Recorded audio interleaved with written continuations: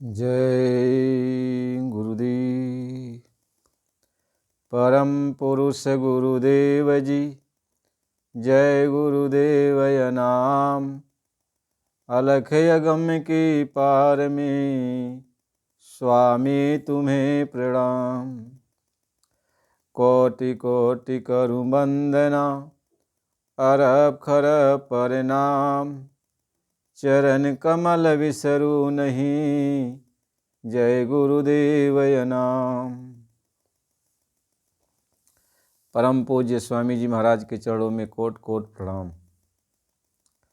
आप सभी प्रेमियों सबको सादर जय गुरुदेव। आज का ये सत्संग है,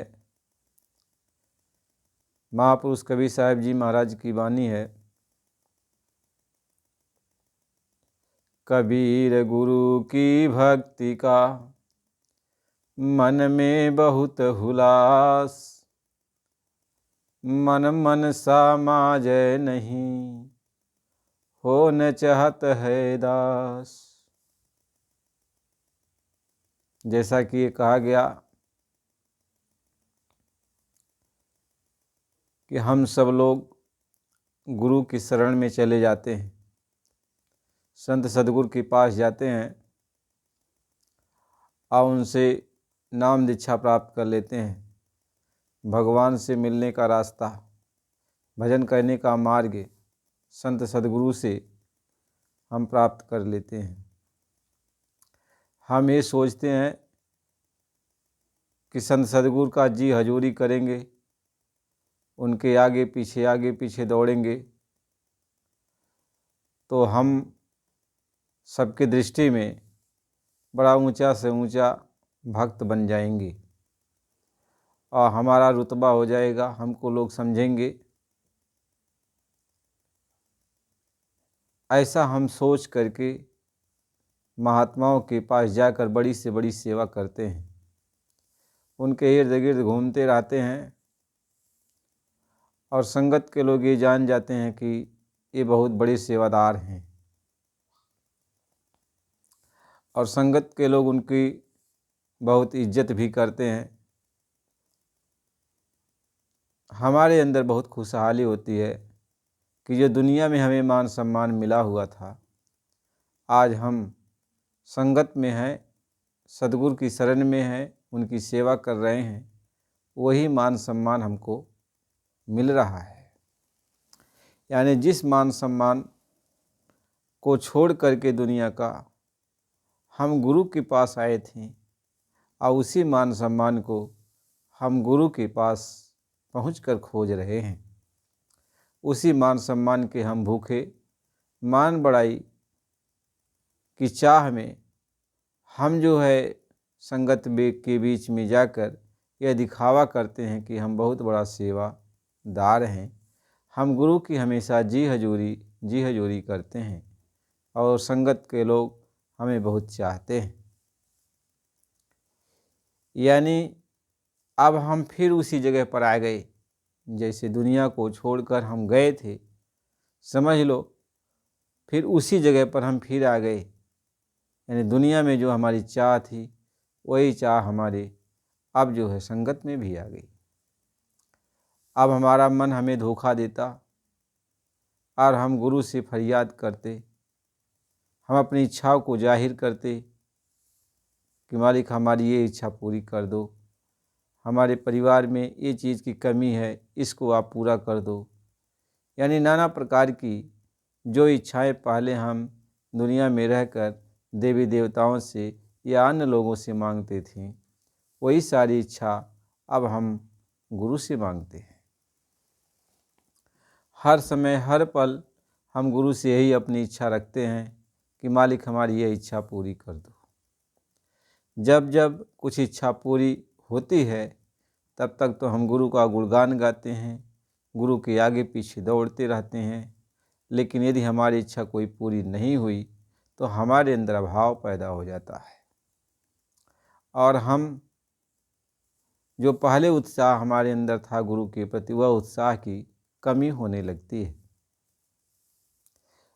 हमें आपको ये विचार करना है कि जब हमारे अंदर ये इच्छाएं लगी रहेंगी तो चाहे हम घर गृहस्थी में रहे, चाहे हम गुरु आश्रम में रहें, वह तो एक बराबर जैसा ही है, एक बराबर जैसा ही है।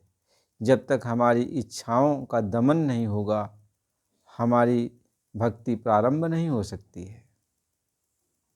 महात्मा ये समझाते हैं कि बहुत हुलास था गुरु भक्ति करने का, गुरु की सेवा करने का, लेकिन हम ये जान नहीं पाए कि गुरु भक्ति कैसे की जाती है, हमें अपना आत्म कल्याण कैसे करना है, यह हम नहीं समझ पाए। क्योंकि हम आए थे गुरु की भक्ति करने के लिए, भजन करने के लिए, अपनी आत्मा का कल्याण करने के लिए, अपनी आत्मा को नरक 84 से बचाने के लिए हम गुरु के पास गए थे। लेकिन हमने क्या किया? गुरु महाराज जी समझाते हैं कि आए थे हरिभजन को ओटन लगे कपास, आए थे अपनी आत्मा का कल्याण करने के लिए, भगवान की भक्ति करने के लिए, भजन करने के लिए, लेकिन यहाँ वही रुई धुनने में, जो दुनिया में हम रुई धुन रहे थे, अपनी इच्छाओं को पूरा करने में, वही इच्छाओं को पूरा करने में हम संगत में भी वही काम करने लगे। वही विचार, वही भाव, वही चीज़ सब कुछ संगत में भी आने लगी। और हमारे अंदर हम तो ये समझते थे कि हम संगत में रहकर बहुत कुछ हासिल कर रहे हैं, लेकिन हमारे अंदर ये काम, क्रोध, लोभ, मोह, अहंकार, ये विकार पनप गए और हम थोड़ी थोड़ी बातों में संगत में आपस में लड़ते झगड़ते रहते हैं।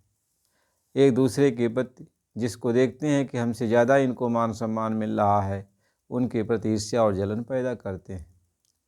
हम संगत में एक दूसरे को नीचा दिखाने का भाव रखते हैं। हम ये सोचते हैं कि हमें ही लोग अच्छा समझे, हमें ही मान सम्मान दे और हमसे ज़्यादा किसी को न दिया जाए। यानी जो दुनिया में हमारा भाव लगा हुआ था, वही भाव हमारा अब संगत में भी आके लग गया। तो महात्मा ये समझाते हैं कि बहुत हुलास तो था गुरु की भक्ति करने का, लेकिन हमें भूल गए कि भक्ति क्या है, भक्ति कैसे की जाती है। हम संत दरबार में, सदगुरु के दरबार में, मालिक के दरबार में जाते हैं तो हमारा क्या भाव होना चाहिए। यद्यप हमने सत्संग पूरा सुना नहीं, सत्संग सुना नहीं, इसलिए महात्मा समझाते हैं कि मन मन सामाजय नहीं हो न चाहत है दास। यानी दास का मतलब होता है मालिक का प्यारा, यानी भगवान का प्यारा वही होता है जिसने अपने मन की इच्छा को मार दिया। वही भगवान का प्यारा होता है, वही गुरु का प्यारा होता है, उसी के ऊपर मालिक की दया बरसती है। लेकिन हमारे अंदर तो दुनिया की ये ख्वाहिशें भरी पड़ी हुई, दुनिया की इच्छाएं हमारे अंदर हमेशा लगी रहती हैं। दुनिया के कामों को पूरा करने के लिए हम संगत में भी आए, तब भी वही दुनिया का रोना हम रोते रहते हैं। गुरु महाराज जी कहा करते कि बच्चा, तुम आते हो तो दुनिया का रोना लेके आते हो, और कभी ये नहीं कहते कि बाबा जी मेरी सूरत को चढ़ा दीजिए, मेरी आत्मा को साफ़ कर दीजिए, मेरे मन को साफ़ कर दीजिए, मुझे अपने घर पहुंचा दीजिए। बाबा जी मुझे अब दुनिया से कुछ भी लेना देना नहीं है, ये कूड़ा कचरा है, दुनिया से मोह प्यार हमारा हटा दीजिए, अपने चरणों में लगा दीजिए, मालिक के चरणों में लगा दीजिए। यह तो कोई कोई भक्त फरियाद करता है, नहीं तो सभी लोग जो है बस दुनिया को ही मांगने में लगे रहते हैं। गुरु महाराज जी ये समझाते हैं कि बच्चा, ये बताओ, तुमने कभी सोचा कि हम संत सदगुरु के पास गए, उनका सत्संग सुना, हमने अपनी कमियों को निकाला कि नहीं निकाला? गुरु महाराज जी बराबर कहा करते कि बच्चा, जब जब सत्संग में आओ तो अपनी एक ही की बुराई को निकाल दिया करो। एक बैग तो सभी बुराइयां निकलती नहीं, लेकिन सत्संग में जब बराबर आते रहोगे तो संकल्प करो कि मैं अपनी इस बुराई को अब दूर करूँगा। छोड़ दो संकल्प करके, ऐसे कुछ दिन बीत गया, फिर कार्यक्रम में आओ, फिर दूसरी बुराई को छोड़ दो। ऐसे धीरे धीरे सारी बुराइयों को स्वाहा करते जाओ। लेकिन आप क्या करते हो? आप तो सारी बुराइयों को फिर जो है, जो छोड़ चुके थे उन सब को इकट्ठा बांध करके लाते हो। महात्मा इस बात को समझाते हैं कि बच्चा ऐसे कैसे होगा, कैसे तेरी सूरत चढ़ेगी, कैसे तू मालिक का दर्शन दीदार करेगा, क्योंकि तुम्हारी दुनिया की तमन्ना है, तुम्हारी दुनिया की इच्छाएं हैं। कहते हैं चाहनाएं, इच्छाएं, कामनाएं, ये तो अज्ञानी पुरुष को होती है। यानी जो दुनियादार हैं, जिनके पास कोई ज्ञान नहीं है, वो दुनिया की इच्छा मांगते हैं तो समझ में आता है। लेकिन जो ज्ञानी पुरुष है, जो संत सदगुरु की शरण में चला गया, जिनको ज्ञान मिल गया, रास्ता मिल गया, उनको बताया गया कि ये अपना देश नहीं है, अपना देश कहीं और है, अपने देश चलो। उनको ज्ञान दिया गया, उनको समझाया गया, वो भी यदि वही काम करते हैं अज्ञानी पुरुषों की तरह, तो बताओ उनमें और तुम्हारे में क्या अंतर रह गया। कहते हैं काम क्रोध की जब लगी, हव घट में खान, और काह मूर्ख का पंडिता, दोनों एक समान। कहते हैं जब यह रोग पनप रहा है, तो चाहे आप जो है संगत में हो और चाहे संगत में नहीं हो, तो आप तो बराबर हुए, आप तो बराबर हुए। इसलिए महात्मा समझा रहे हैं, प्यार से समझाते हैं।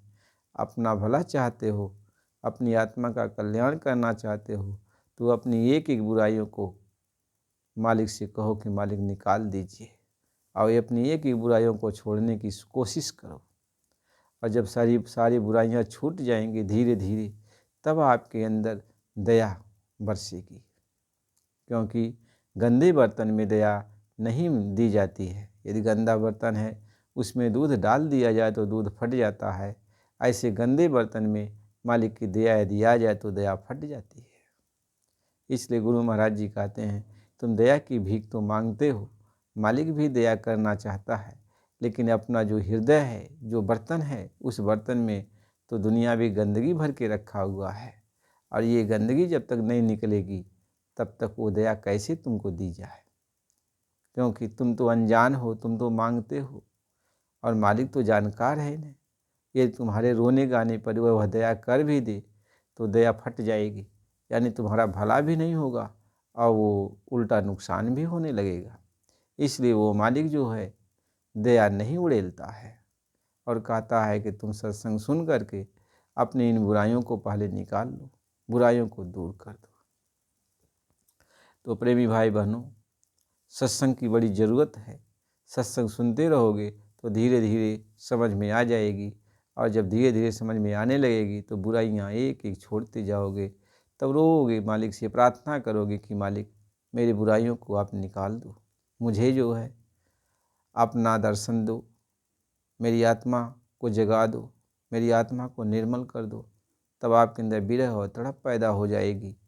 आत्म जागृति के लिए, परमात्म जागृति के लिए महात्मा से तब रो रो करके आप प्रार्थना करोगे। तो जब विरह की आग भड़केगी, मालिक से मिलने की तड़प पैदा होगी, तो जितनी भी बुराइयां हैं धीरे धीरे ये जलने लगती हैं, अपने आप निकलने लगती हैं। तो बिना सत्संग के ये काम नहीं होता है।